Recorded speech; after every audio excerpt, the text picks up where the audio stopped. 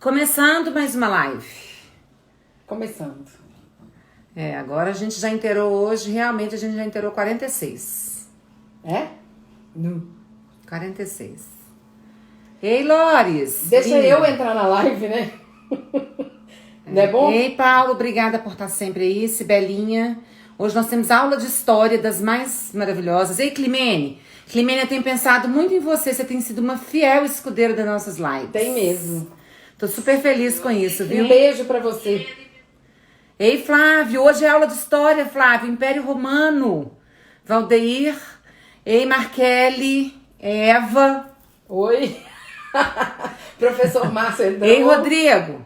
Nós estamos armados. Armadas, né? Armadas. Ei, Milene. Milene, professor Márcio acabou de falar de você, eu acho. Não, vou da Miriam. Qual Miriam?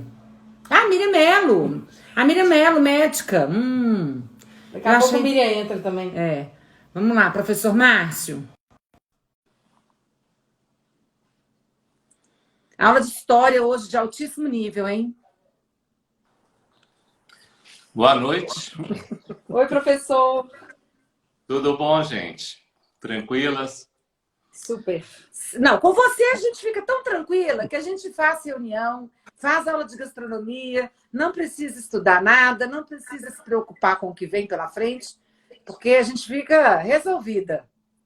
Sim, isso é um bom sinal, mas é sinal também dessa nossa convivência e sintonia de muito tempo aí fazendo confraria, fazendo degustação, um conhecendo o jeito e o gosto do outro, né? E isso ajuda muito, né? Essa convivência sadia que o vinho acaba nos levando, né? A entender, conviver, é muito boa. E hoje é aula de história nível máximo, né, professor Márcio? E uma aula de história que me encanta nível máximo, né? Assim, todas as vezes que eu tenho oportunidade um pouco na Luvinhas de falar sobre o Império Romano, né, Vanessa? Uma coisa que eu tento falar, tento resgatar, porque a importância é muito grande. E eu tenho certeza que você vai contar várias coisas pra gente hoje que eu não sei. A ideia eu fiz uma pesquisa bastante interessante, bastante forte, né? No sentido da gente poder contar muita coisa que provavelmente é uma novidade. Para quem gosta de vinho pode até não ser, né? Mas efetivamente a gente consegue descobrir muita coisa sobre a história de Roma e como essa história de Roma impactou a própria história do vinho e, sobretudo, a própria história, né, da nossa sociedade. A gente não pode deixar de lembrar que nós somos um povo latino, né? E a origem dessa latinidade vem exatamente com a civilização romana. E é muito interessante a gente perceber como que um assentamento, na realidade, porque não era nem uma cidade, era um assentamento de pessoas, né? Ao longo do desenvolvimento de alguns séculos, se tornou um dos maiores impérios que já viveu sobre a Terra, né? Um povo que, de uma certa maneira, era muito simples, não tinha grandes conhecimentos, até muito antes, pelo contrário, era considerado uma região relativamente pobre, mas ela funcionou como uma esponja seca. Ela conseguiu absorver tudo que era capaz das sociedades e civilizações com as quais ela conviveu. É interessante que no início, né, os romanos não eram muito chegados ao vinho. A gente sabe que a própria gastronomia deles era absolutamente muito simples. Eles comiam muito vegetais e frutas.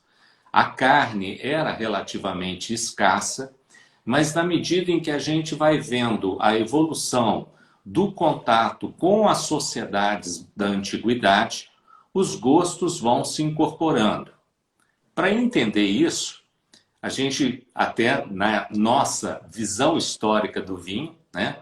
Começamos com o vinho na Geórgia, passamos para a Grécia e agora a gente, inclusive para chegar a Roma, nós vamos falar 5 minutos sobre dois povos que vão ser muito importantes na consolidação posterior do Império Romano.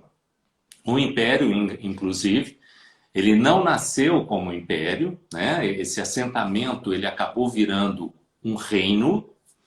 Curiosamente, esses reinados foram, de uma certa maneira, destituídos por uma república.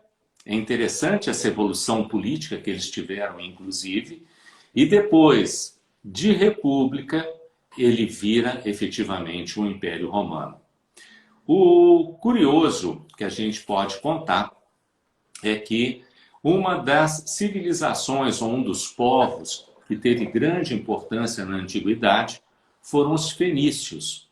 Os fenícios eram grandes mercadores e uma das razões do sucesso deles como grandes comerciantes é que eles detinham, você vai gostar disso, Eveline, eles detinham um segredo que poucos povos na antiguidade tinham.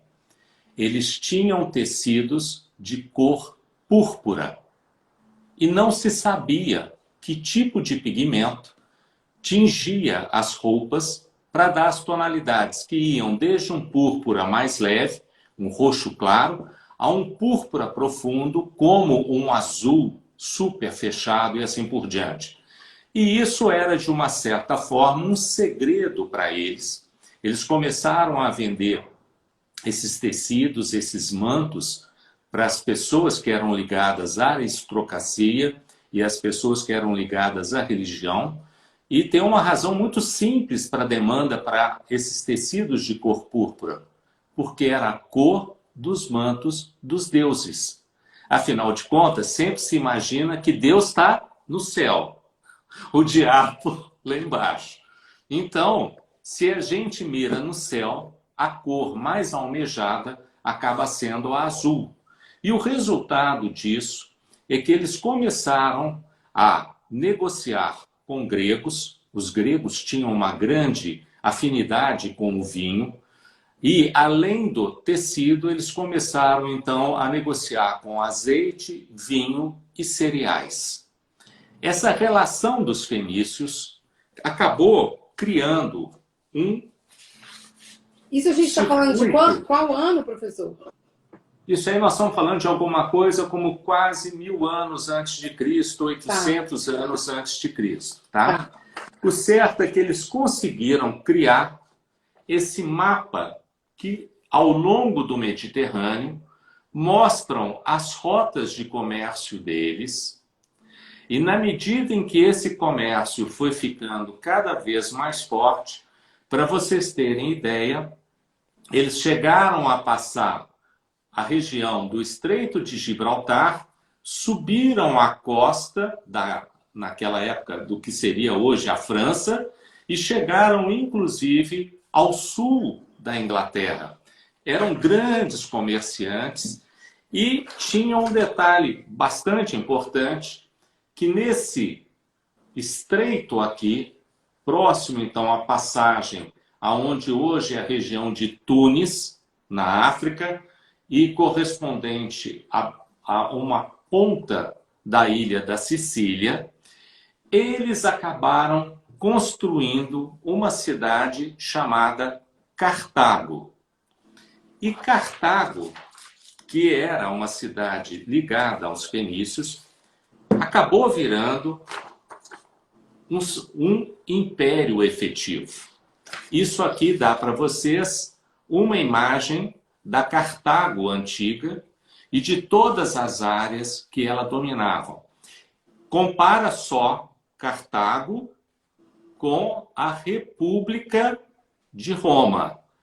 No início, Roma era uma cidadezinha que não valia nada.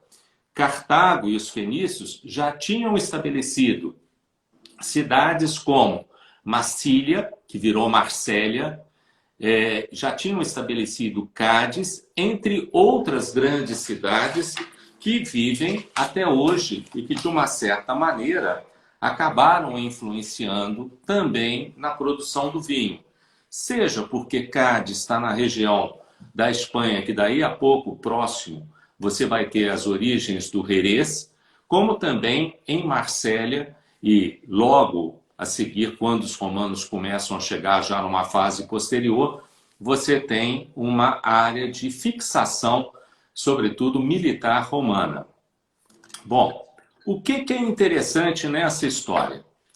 Cartago era uma sociedade completamente estruturada, muito rica, era talvez o porto mais importante da antiguidade.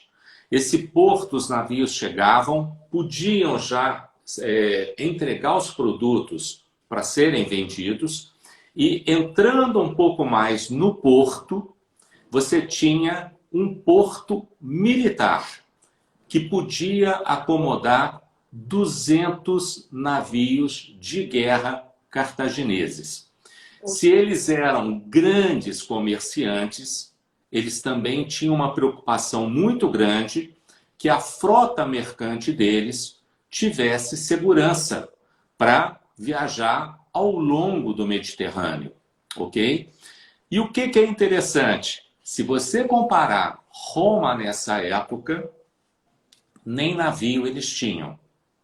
Os romanos eram povos relativamente terrestres. Claro, começaram a fundação de Roma ao longo do rio Tibre, mas ali era canoa, barco de água doce, que não tem nada a ver com barco que navega no Mediterrâneo, ou no mar, ou no oceano aberto, quando eles entram no Oceano Atlântico para chegar até a Inglaterra. Mas os romanos tinham um detalhe muito bacana, é que eles sabiam copiar muito bem aquilo que chegava até eles.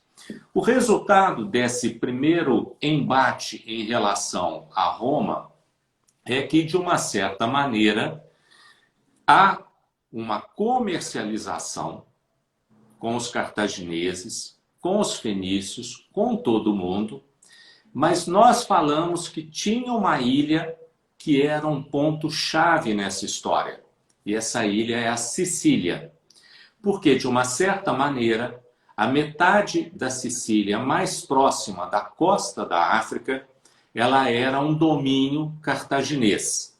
A outra parte tinha um certo grau de liberdade em relação a comércio, em relação a poder político, militar. E na medida em que os cartagineses forçavam muito a barra em torno de impostos, essa outra parte da Sicília começa, de uma certa maneira, uma aliança com os romanos, no sentido de acontecerem aquilo que os romanos chamaram de guerras púnicas. Os romanos não chamavam os cartagineses de cartagineses, chamavam eles de púnicos.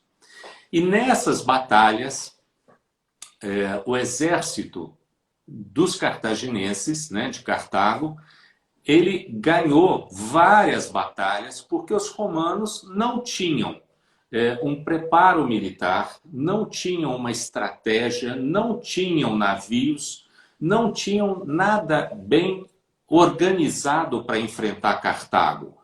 E o curioso, que Cartago, o seu objetivo era comércio. Eles não estavam preocupados com o exército. O exército cartaginês tinha uma estrutura de estrategistas, mas grande parte dele era de mercenários. E houve um grande militar, um grande general cartaginês, que foi Aníbal. Aníbal tem a famosa história de ter entrado Europa adentro com um exército de elefantes e pegou os romanos por trás. Ele circundou a bota, ele foi lá por cima, atravessou os Alpes e atacou os romanos por trás. E essas primeiras batalhas entre Roma e Cartago foram de derrotas para os romanos, a ponto de que alguns políticos passaram então, nos seus discursos, dizerem claramente que Roma só poderia desenvolver-se como república, como um Estado, se ela destruísse Cartago. Numa das batalhas navais, os romanos conseguiram capturar um navio. E desse navio, eles copiaram toda a técnica e construíram uma frota para atacar Cartago. Nós vamos degustar um vinho. Você Afinal vai, de contas, professor? estamos conversando há muito Você tempo. vai beber, porque nós estamos bebendo até escondido. Não, então vamos lá. Professor Muita Márcio, só deixar uma dica para todo mundo que está aí. Gente, a aula do professor Márcio merece aqueles coraçõezinhos que ficam ali no cantinho direito da tela. Tem que encher as aulas do professor Márcio de coraçãozinho. Ei, olha lá que lindo! Bom, a Marina tem me cobrado que eu comente mais sobre os vinhos e fale menos sobre história. Então, eu já vi que a Marina, né, é uma grande amiga. Ó, tem gente deduzindo o vinho que a gente está bebendo, professor. O que você está bebendo? Não, é porque já tem gente deduzindo. O que está falando? Escaia, isso mesmo, Léo, acertou. Que é uma corvina, não é? Olha que bacana. Olha que coisa super interessante, o que eu chamo de sintonia. Mentira! Eu estou bebendo um Amarone de La Valpolicella, que é feito a partir da corvina. Nós estamos tá no Mase, né? o Mase. Mas aqui, professor, a gente tem a sequência, a gente vai ficar no Mase depois, ó. Aí, ó. Perfeito, né? Amarone. A Valeri que gosta desse vinho aí, não sei se ela está na live. Eu gosto muito de falar sobre Amarone, sobre Valpolicella, exatamente porque ele é um vinho muito antigo, não o Amarone, mas a Valpolicella em si, ok? Que tem, quando a gente pega o latim, quer dizer Valpolicella, vale das muitas adegas. Quer dizer, o nome da região já diz tudo. Fazia-se muito vinho.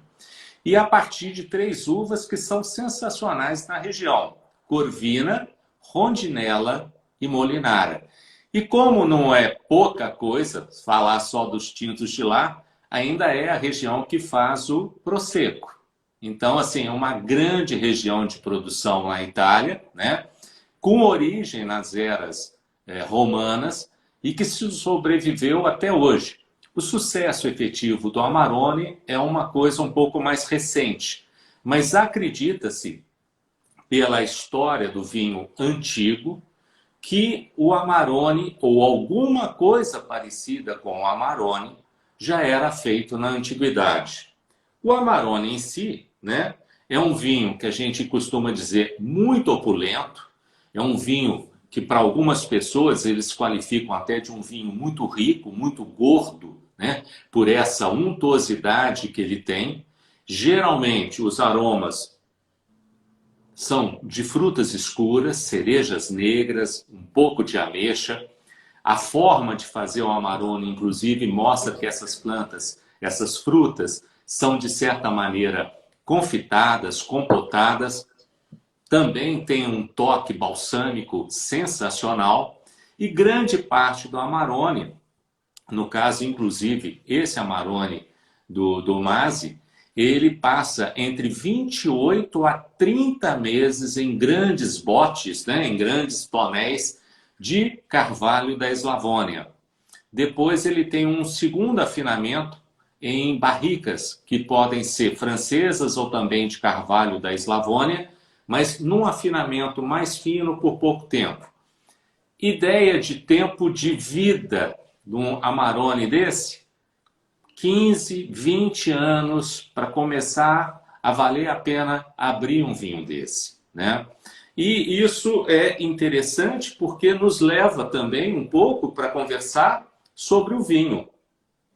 Ô, professor Márcio, enquanto você dá seu golinho aí, deixa eu falar assim com a turma. É porque é o seguinte, toda quinta-feira depois a gente tem reunião, eu e a Eva, por isso que a gente está juntas hoje. Eu não enxergo, gente. Eu sou míope, eu não enxergo. A gente combinou que já que tem a aula do professor Márcio toda quinta, a gente faz a reunião das Luluvinhas, faz a reunião da área comercial que a gente trabalha, que é cortina, cobre-leito, tecido e tudo mais. faz a aula do professor Márcio e depois vamos para uma aula de gastronomia da Carol. E hoje, coincidentemente, o prato é um ossobuco. Então, eu e a Eva optamos... Com polenta. E eu e a Eva optamos por esse vinho, que embora não seja um vinho extremamente, né, suntuoso, né, nós não chegamos na Marônia ainda, professor, mas a gente escolheu o vinho por ser próximo da região, o ossobuco da Lombardia, né? Isso. E aí teve alguém comentando aí sobre a rolha de vidro do vinho. Eu acho super legal, porque pressupõe que seja um vinho para ser bebido mesmo, sem muita pretensão. Não é uma coisa para ter muito envelhecimento, né? E para preservar a fruta dele. Eu realmente gosto muito desse vinho. E se alguém me pede indicação de um vinho assim do Vêneto, que não seja um Amarone, que não seja um... né, vinho não, o tem Sky mais é estrutura. sensacional. Eu gosto muito dele. E o Skyia é um dos grandes vinhos que mostram a capacidade que a Corvina tem de dar belos tintos, né? O Skyia, ele é praticamente 100% Corvina.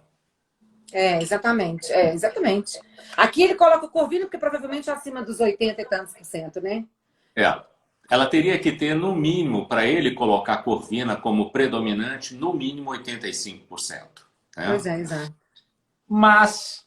temos que voltar. Volta para o Império Romano, professor. Vamos voltar para o Império Romano. E o curioso nessa convivência com os fenícios, com os gregos, com os cartaginenses, mesmo que em briga, tá certo?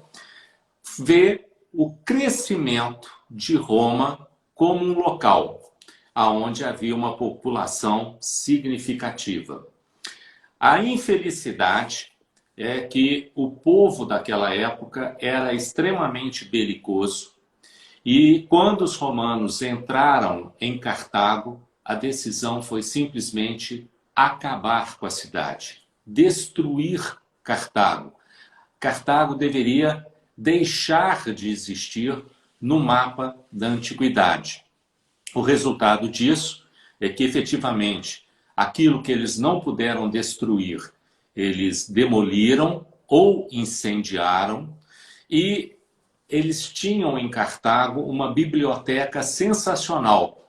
Por sorte, alguns desses volumes da biblioteca foram salvos e depois foram traduzidos para o grego e para o latim, e foram, de certa maneira, os primeiros manuais de agricultura e vinicultura para os romanos. Isso é que eu acho bastante interessante, que depois eles começam a aproveitar do relacionamento com os povos que foram conquistados.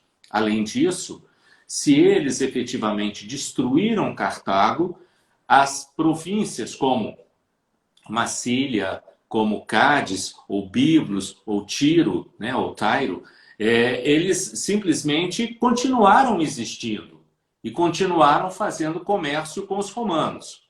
Além disso, outra grande influência em Roma foi o Egito, né? Sobretudo quando começam as campanhas, porque eles ficam alucinados, ficam encantados com uma série de coisas que o Egito produzia, seja o vinho, sejam os cereais. Nessa fase em Roma, outra coisa que é muito curioso é que começou-se a produzir algum vinho, mas o chique era beber o vinho grego. O chique era beber o vinho do Egito. O chique era beber vinho que vinha da região de Cádiz, na região da Espanha, tá certo? E isso passa a ser uma coisa interessante. A população romana está crescendo. No auge do Império Romano, a população chegou a atingir 50 milhões de pessoas. E Roma, no seu auge, tinha 1 milhão de habitantes. E suprir vinho e alimento para essa população não era moleza, ok? Para vocês terem uma ideia, né, os historiadores, mesmo modernos, esses, como Hugh Johnson e outros que eu andei pesquisando, eu gosto muito de ler sobre história do vinho, eles falam que um romano nessa época bebia facilmente uma garrafa de vinho por dia. Oi? Isso dá uma conta, gente, muito simples. Muito. 270 litros de vinho por ano por habitante. A Roma antiga chegou a consumir 180 milhões de litros num único ano. Nossa. E o interessante nessas histórias todas é que foram sendo desenvolvidos alguns conceitos muito bacanas que são usados até hoje para o vinho. O conceito de terroir, o conceito dos Grand Cru, né, ou Grand Cru, a maneira de conduzir a videira. Por que que em algumas regiões se escolheu o lado ensolarado, né? A verdade é que ao longo do tempo, os romanos foram ficando muito preocupados com duas coisas: a quantidade de gente que eles tinham que alimentar e a distância em relação ao centro do comando político, tá certo? E como fazer a comida, como fazer o vinho chegar tão distante, por exemplo, como na Espanha, que na época chamava Hispânia, como chegar na Gália, que hoje é a França, como chegar na Bretanha, hoje é a Inglaterra, como chegar na Alemanha, fora outros países também que foram sendo dominados, bem como o próprio Oriente Próximo, o próprio Egito, e os romanos chegaram até a região da Mauritânia, a região do Marrocos, né? Tô falando muito, tem que beber, né? Eu tô falando. Professor Márcio, o Rodrigo tá aí, ó. Pede o Rodrigo para te mandar essa água aqui, ó. Porque essa é a melhor tá que eu ótimo. tenho. Mandar para a próxima Nós vamos, live. amanhã a gente vai ter uma live com o Rodrigo. Aí ele me mandou. Eu vou assistir. Ele me mandou uma pack de água. Só que eu acho que amanhã eu vou ter que encontrar com ele, porque eu acabei com a água toda da live. Então. Sinal que a água do Rodrigo é boa, né? Ai, tem uma Isso é razão muito de bom. ser, viu? Quem acha que a água é tudo igual. Não, gente, é muito legal. A É. explicação do Rodrigo é muito legal. Voltando para o Então Império amanhã Romano. a gente vai assistir. Bom, existe também uma história que é muito bacana de ser contada, né? Que a gente Isso não é legal pode demais. deixar de comentar sobre a lenda, né, da criação de Roma e como é que isso aconteceu.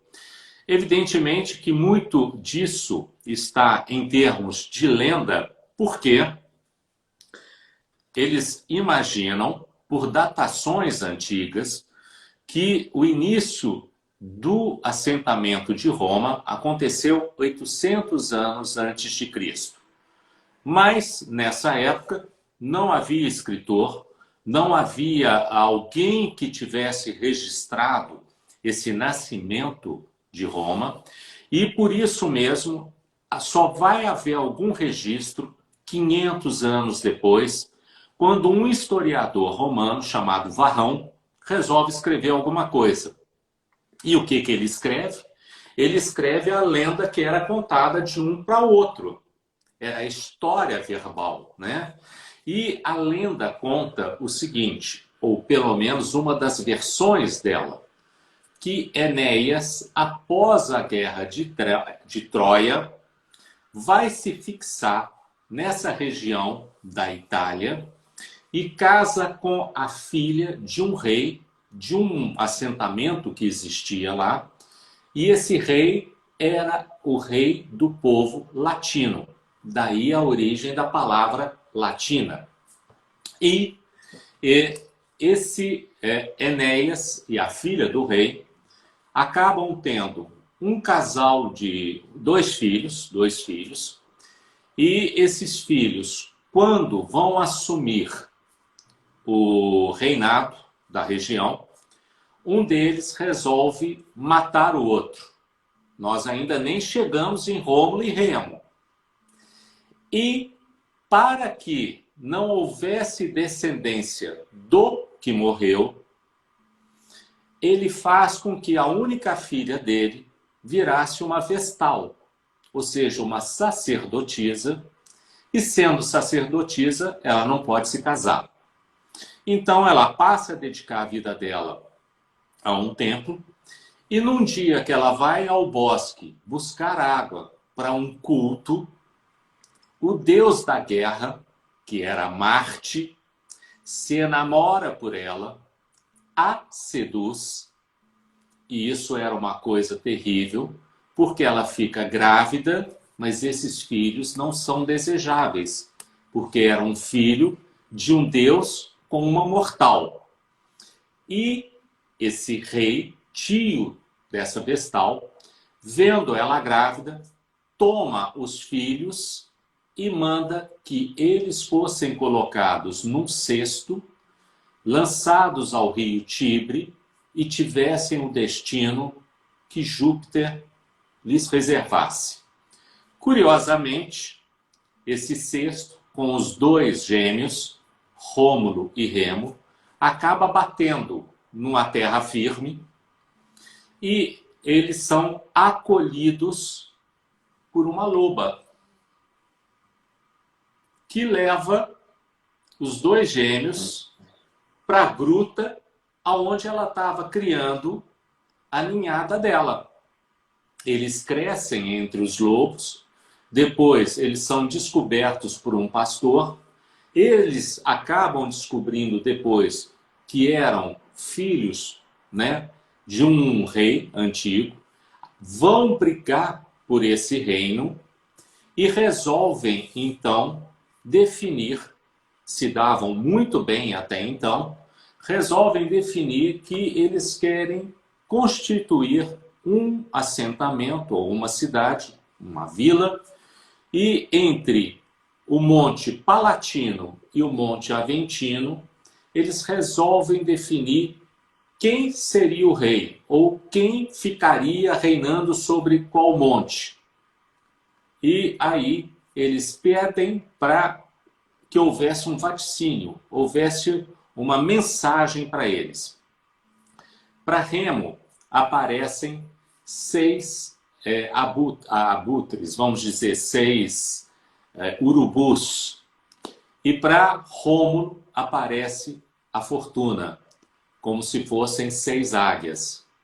Com isso, Rômulo resolve, no Palatino, criar a cidade dele, resolve dividir, não haveria um reino dos dois, um ficava com um ficava com outro, e para marcar a distância entre um e outro, ele faz um corte no chão, que na realidade, Remo vira para ele e fala assim, mas isso não é divisa nenhuma.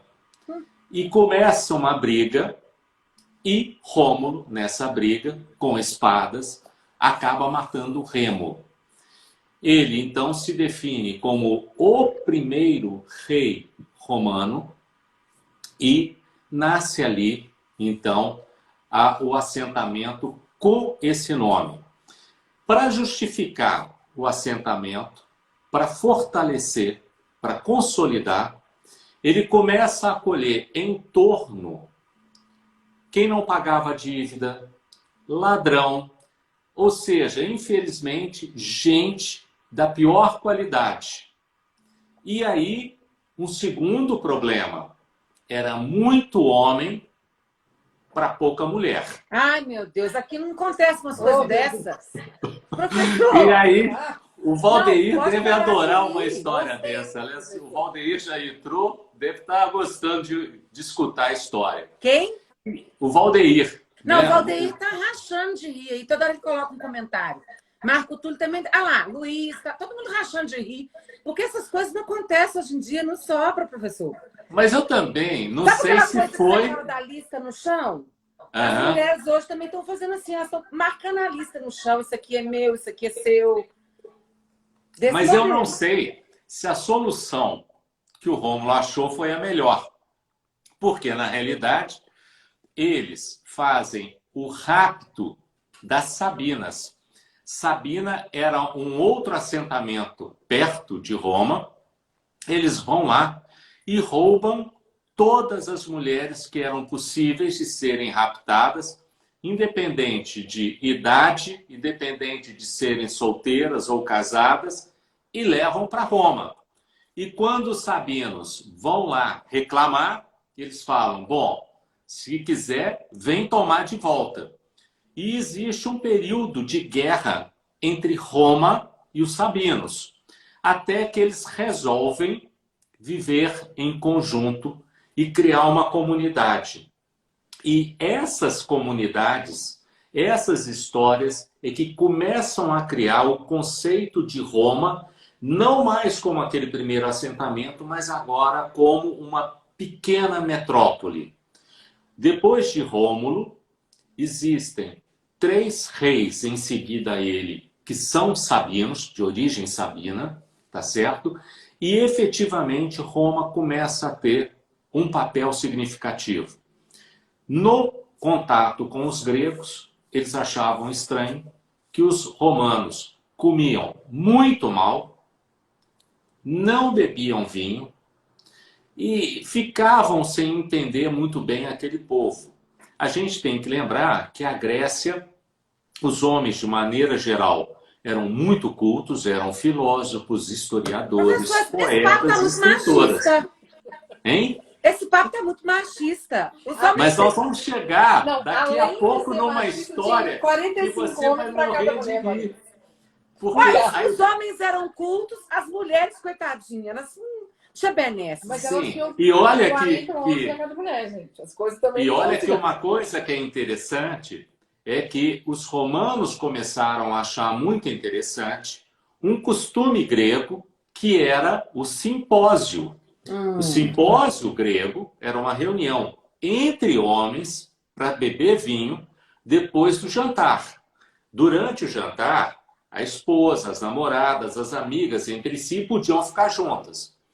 Iam para outro canto, os homens ficavam ali reunidos, faziam um simpósio, continuavam tomando vinho e faziam os seus desafios literários ou desafios poéticos. Os romanos adotaram também o costume do simpósio, mas com outro nome, que é o convivium, né? E é bacana também comentar com as pessoas, um dos roteiros que a gente tem para esse ano, em setembro, é exatamente conhecer toda essa história, já mais ligada ao Império Romano, a partir da Sicília. Nós temos em setembro um roteiro muito bacana, preparado com muito esmero, com muita qualidade pelo Germán e a Mariela na Zenit, aonde a gente começa por Palermo e vamos verificar Marsala, as ruínas romanas que estão no Vale do Agrigento, vamos até o Etna, e com o Etna, tá certo? A gente vem numa outra história muito importante. Já ligados aos gregos, já ligados aos egípcios, os romanos estavam plantando videiras, levando a vinha para onde eles haviam conquistado. Entre os territórios, a Espanha, a Gália, e esse tempo todo a gente é obrigado a dizer que o vinho era feito em ânfora, né? Que ano nós estamos falando agora? Nós só vamos falar de madeira ligada a vinho quando existe a conquista da Gália. E isso ocorre em 258 anos antes de Cristo. Ou seja, o mundo conhece vinho tratado com madeira há mais ou menos 2.270, 2.300 anos. Em 8.000 anos de história, mais de 2/3 da história do vinho é ligado à ânfora, que a gente viu na Geórgia, que é feito lá até hoje, né? E o que é interessante? Os romanos, percebendo as distâncias que eram percorridas, seja através das estradas que foram sendo construídas, essas estradas eram muito importantes, porque era uma maneira do exército chegar rápido para fazer a defesa de uma região. Também os romanos tinham uma frota agora comercial, tá certo? mas uma frota que também era uma frota de guerra, mas as distâncias eram muito grandes, de Roma, por exemplo, até Marsella. E eles, dominando a Gália, sobretudo na região, eles criam uma cidade chamada Narbonne. E em Narbonne, a gente tem esse vinho, que é lá da Casa do Vinho, né? Que é o Campoisense, né? É bacana o rótulo, porque o rótulo faz a homenagem a uma biga romana, né? E foi exatamente um general romano que ganhou a campanha na região de Narbonne, que o exército fazia com que ele ficasse pelo menos 10 anos na região, depois que ela foi conquistada, ele fizesse a pacificação. E o que é bacana, os povos selvagens, bárbaros entre si, né, vamos dizer dessa maneira, eles adoravam vinho. E é bem verdade que eles provavelmente até já produziam vinho, não com videiras que vieram de Roma, mas com videiras da própria região. Alguns dos escritores, que fatalmente a gente vai conversar na semana que vem sobre a influência desses escritores, dizem, por exemplo, que na Gália era muito conhecida uma uva, olha que interessante, com origem na Espanha, na Bética, a Espanha chamava Bética na região, na época, e depois Espanha, e essa uva, ela se chamava biturica. A biturica, para muitos historiadores e ampelografistas, é a que dá origem à família da Cabernet Franc e do Merlot. E por via de consequência depois, a própria Cabernet Sauvignon, né? Tanto que a biturica na Gália, ela também recebe o nome de viduri. Por quê? Porque era uma videira dura. E se a gente lembrar do nome da Carmener no Chile antigamente, era Gran Viduri. Olha como é que as coisas começam a encaixar e, de repente, coisas que a gente está falando de 2000 anos atrás começam a chegar muito mais próximo da gente com uma velocidade incrível. O que é bacana também é a gente perceber que a necessidade de você manter o exército contente, alegre, com disposição para guerrear e defender, precisava dar vinho para essa turma. Coragem, né? Professor. Coragem. Energético. Olha o tamanho do Império Romano no seu apogeu, né? Era muito vinho. Com isso, se por um princípio os romanos iniciaram através do plantio das vinhas na Espanha, depois na Gália, depois na Bretanha, há uma importância muito grande na região da Germânia, que hoje é a Alemanha, porque talvez tenha sido uma das regiões onde houve maior revolta contra o domínio romano.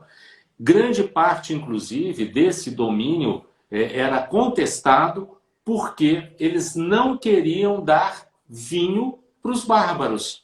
Existem alguns historiadores que dizem que grande parte dos ataques dos bárbaros, vamos dizer, de um Asterix e Obelix aos romanos, não tinha muito a ver com o domínio da terra. Isso se dava muito bem.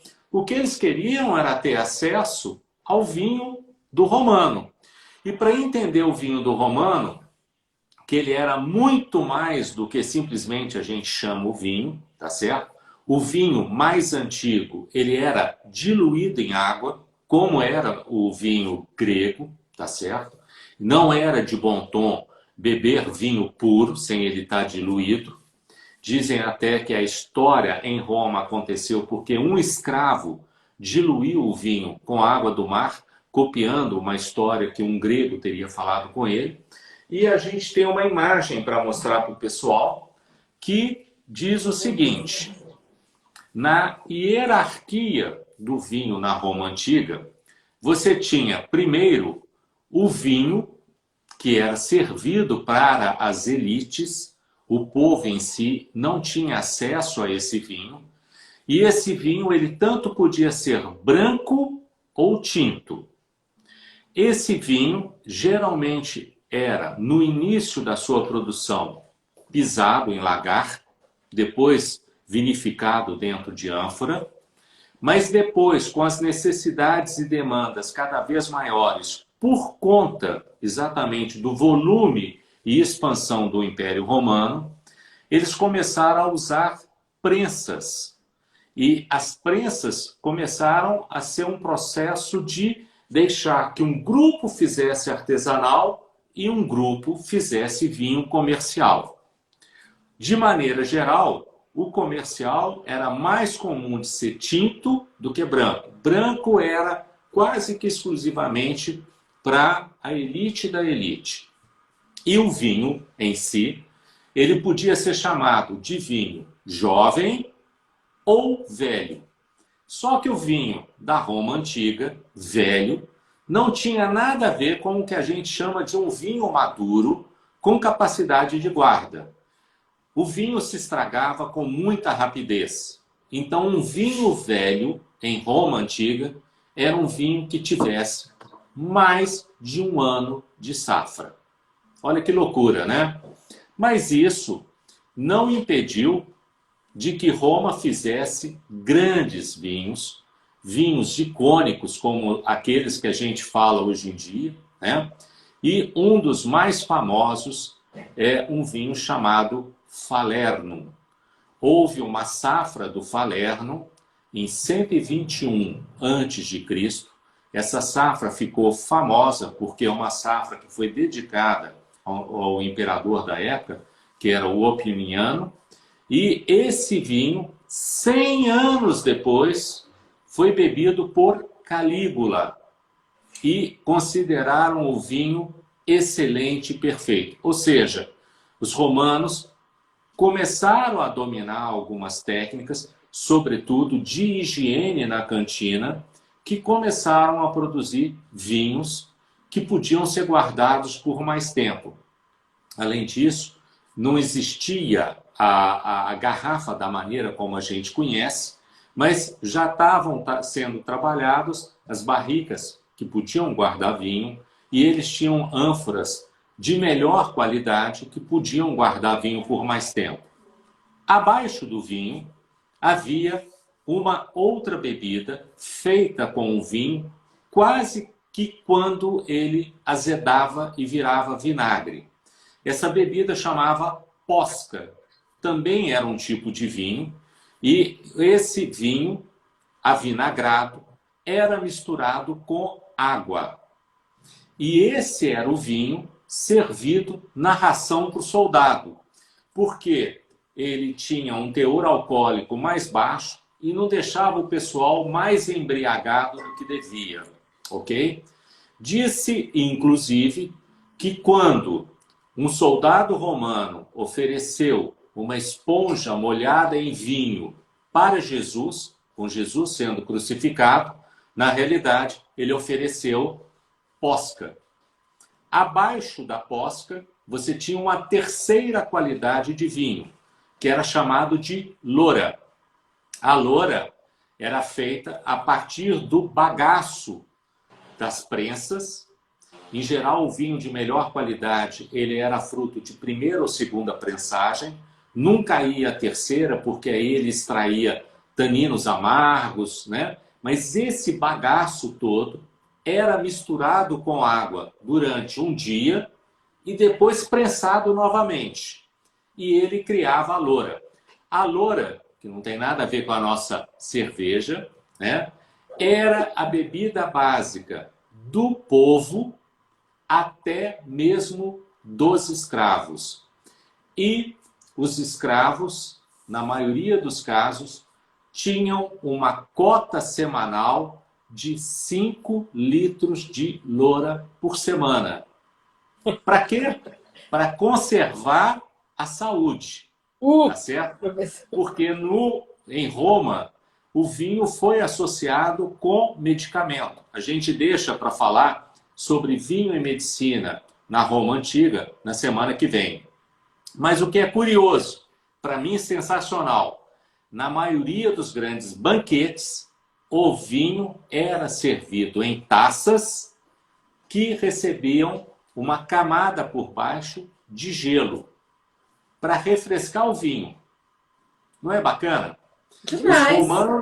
Os romanos buscavam gelo nas montanhas mais altas, envolviam esse gelo em esteiras de bambu, o material que fosse possível, de junco, traziam esse gelo, guardavam isso em lugares subterrâneos, de maneira que a temperatura local era mais baixa, e esse gelo, né, era usado para refrescar o vinho servido em banquetes.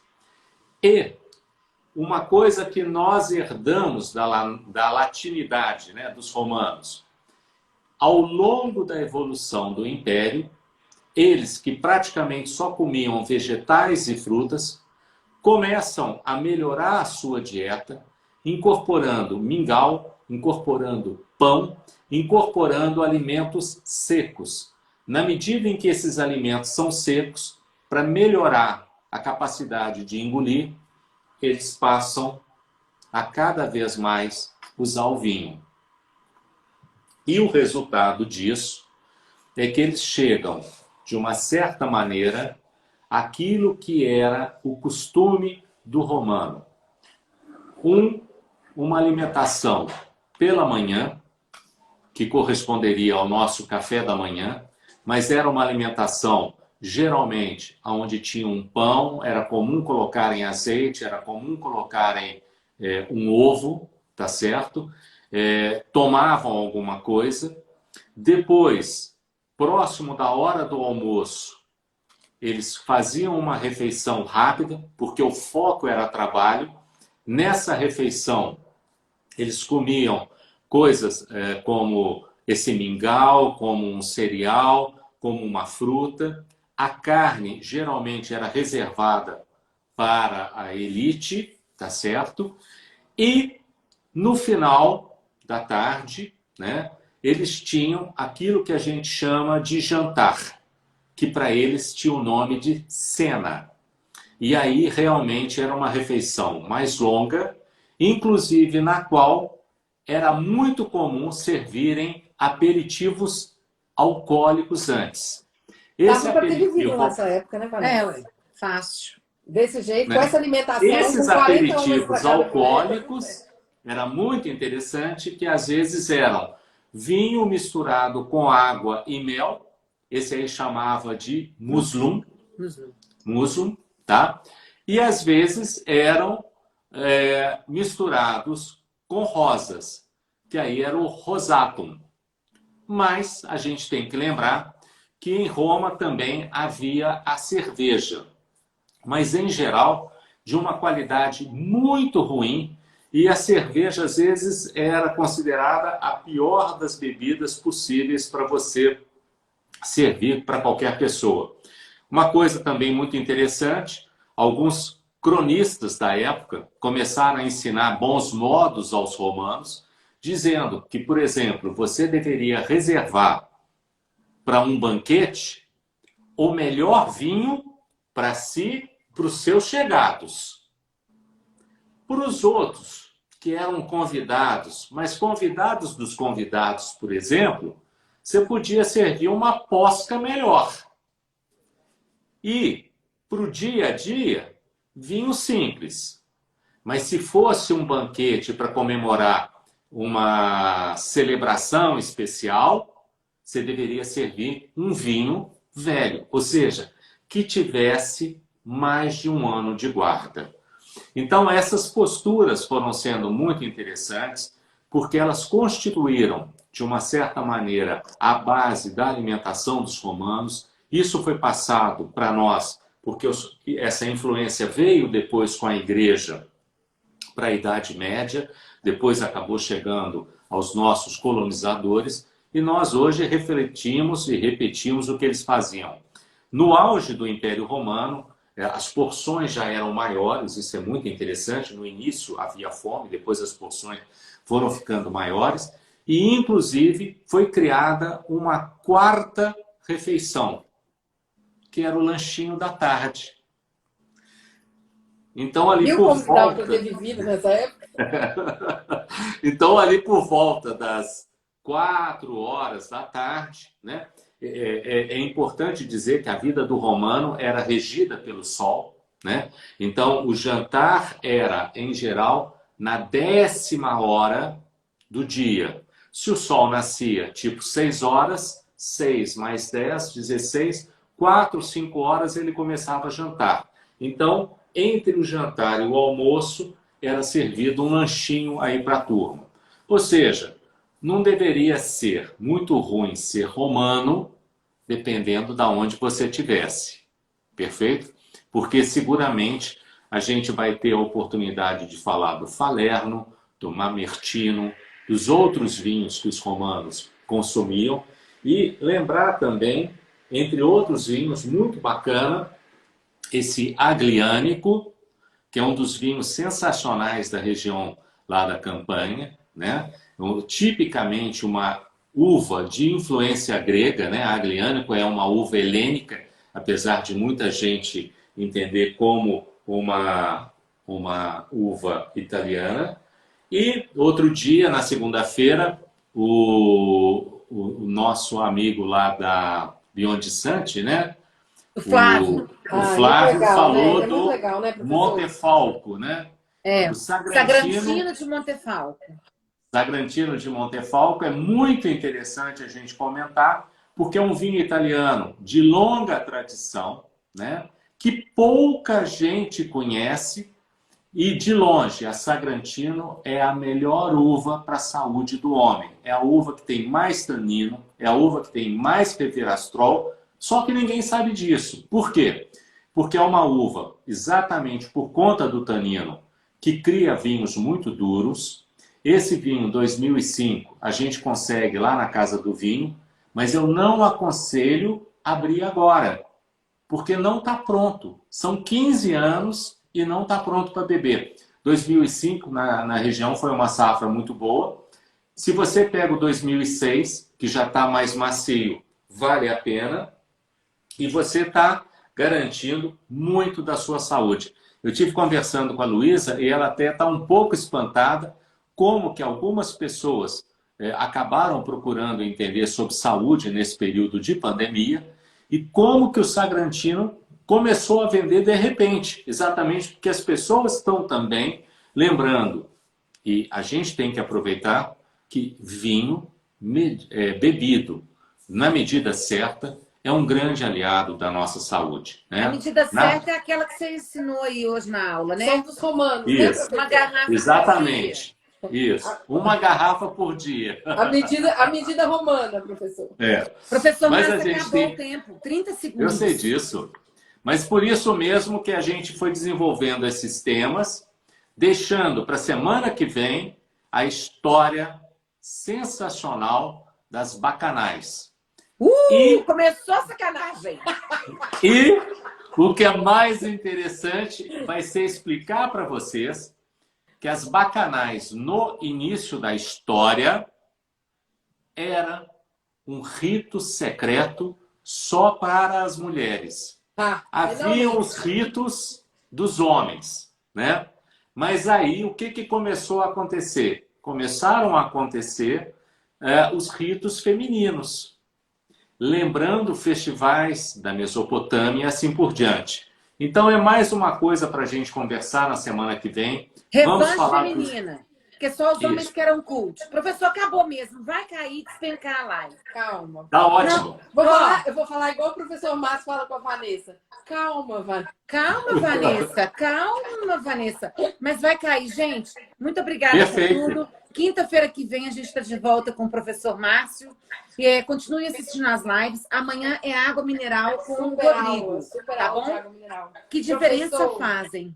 Muito obrigada, Perfeito. professor. Sempre muito bom. Semana que vem, então, falamos de Sicília, Vesúvio, Nápoles. Imperdível. Tá bom. Maravilhoso. Parte 2 da Roma. E vamos falar um pouquinho até daqueles vinhos loucos, né? Os de fiasco. Com certeza. Vamos chegar na Toscana. Tchau, tchau. Muito bem. Um beijo para todos. Tchau, galera. Adorei ver todo mundo aí. Tchau, Também. tchau. Tchau, professor. Obrigada. Obrigado, eu.